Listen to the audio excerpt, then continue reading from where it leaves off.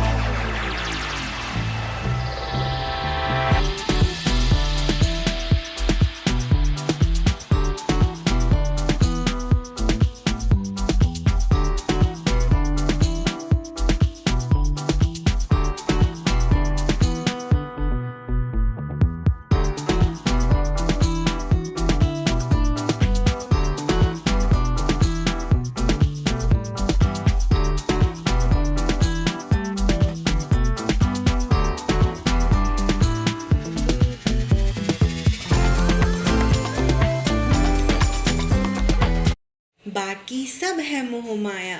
क्या आपने bread roll बना के खाया? आप भी खाइए और हाँ, कमेंट में बताइएगा ज़रूर कि आपको कैसा लगा।